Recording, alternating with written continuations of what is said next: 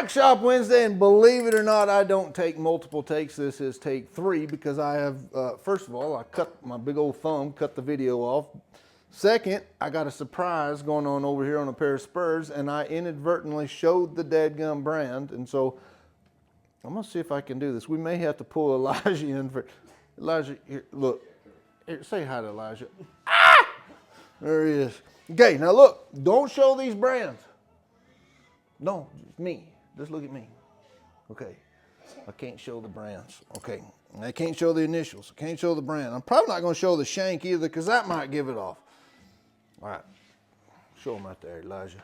I got all kinds of these flowers, sterling. They're sterling. They're overlaid on there. Got a little sculpting and stuff going on that's kind of different, kind of cool. I wanted to incorporate the flowers into the scrolls coming out from underneath. We wanted to have a little texture and didn't want them just being flat and sticking up. So, it's kind of fun. Got some bevels here. Going to do a little engraving there. Going to engrave that guy. Very cool brand right there. Whoop! Now I'm not going to show the shank either because I might give stuff away. But anyhow, got more going on there. Been doing some Patreon. All right, out of that. It's all good. We're having fun, and I definitely been clicking at it today. Podcast going really good. Me and Schwartz have been having some fun. Had Gary Winkler on this week, and I wasn't familiar with Gary. I guess I met him 10 years ago, he said, in Mesa, Arizona. And what a great conversation that was. Gary is Big Ten Coach of the Year. He's a track coach. He's coached world champions and consulted for the Canadians. And man, what a cool podcast it was. A conversation for me. I think y'all enjoy the podcast. I certainly enjoyed visiting with Gary, and he kind of had some cool insights, and it fit along my way of thinking. But anyhow, y'all check that out. And got a good one on cue for next week. We'll record that in a day or two, so maybe in the morning. Anyhow, all's good there. Patreon's kicking. Been showing some videos on this and what's going on. I got some Riffler files that I was using to kind of clean some stuff up. I'm going to show that. I think I showed that yesterday. I showed that yesterday, Elijah. I think I did that yesterday. And then stone finishing and kind of, trying to make things a little more economical. My mindset's always been that, man, when you do stone finish, it's all on the upper end, and it is. That's the upper end of the echelon. But trying to do it a little more economical and be efficient, create a good quality product and something that's economical for folks to buy. So that's been cool. What else we got? I got one little deal. I'm gonna move. All right, Elijah, it's gonna take you. We're gonna have to get down on our hands and knees. I had a question about my turntable. So you see that? It is homemade, but now look down here. See this little business right here? That's built on an axle, on a opposing tapered bearing. So that little screw, can they see that screw right there? It's just like an axle. So that right there holds this top plate down, and it smashes the two tapered bearings together. And then look at it. It spins really good. I did do the machining on it, and it's not exact, so it could be better. But it definitely works. And one of the benefits, so go back under there again, one of the benefits that I have with this is I can crawl up underneath it, and my chair doesn't hit the turntable, as it allows me to get up in there. I don't like, if I'm gonna sit here all day, which I have today, if I have to lean forward to the microscope and this is way out in front of me, it becomes uncomfortable. So I designed this to where it would do that. There's some better designs. There's some better things. The way some engraving blocks are done. John Temple has a block, and Ray Letourneau had some. It's on a pin bearing, and man, they spin really free.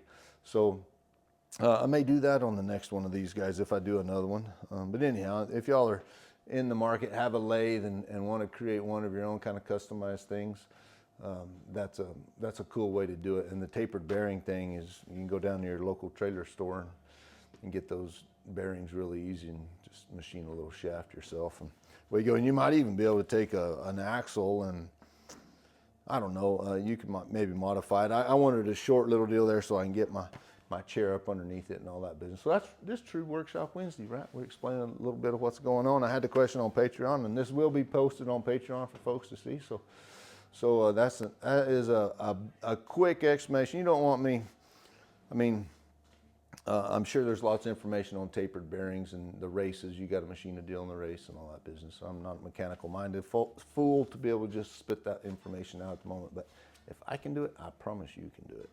So anyhow, that's the workshop Wednesday. We're doing good. We're gonna wrap the week up on this pair of spurs. Hopefully, spend the rest of the week on it. What do you got? Adam's auction deal. You got the Santa Barbara there.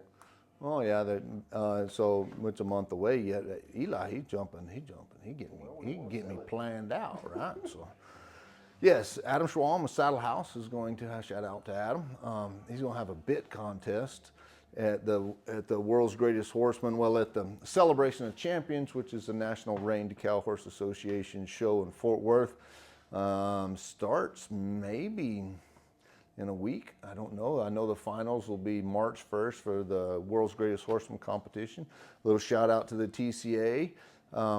We have got some very special sponsors, and we are donating a complete bridle set to the open bridle class, the winner of the open bridle class, and then to the winner of the World's Greatest Horseman competition class, which is their grand finale on Saturday night. So 2 complete bridle sets, members of the group have all put together, so that's going to be really cool.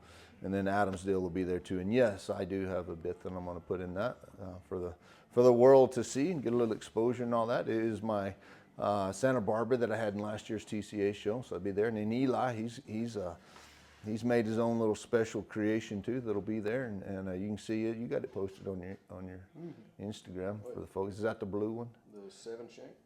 Yeah, he put some pretty blue paint on it. It's kind of cool, I think.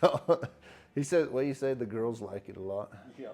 All the girls like the blue paint. So anyhow, it is cool. It's a cool bit too. So I'm not a fan of competition with Eli or anybody else, but I do think it's a good place to get some exposure and a good place to be. And I don't think competition can drive me like I'm very competitive, and poor little Eli. I'm gonna beat Eli up, but that's not. I don't like that. I don't like that. If we're roping, oh, he ain't gonna win. There ain't no way. Ain't no way he's gonna win. I'll beat him every way I can. Bit and spur deal. No, I'm not. I'm in competition with me on all that. But again, rambling on here. It's a great place to see some really cool bits and support Adam and go check he's got all the particulars on his, right? I'm sure he's got all the particulars on his website and Instagram and all that business. So, all good. What else I got to talk about? Eli, he's all kind of good guy to do for me. I need anything else? He's my producer. I'm 8 minutes in, so. I'm 8 minutes on Workshop Wednesday day. Y'all have a good day, and I'll see you next week. Adios.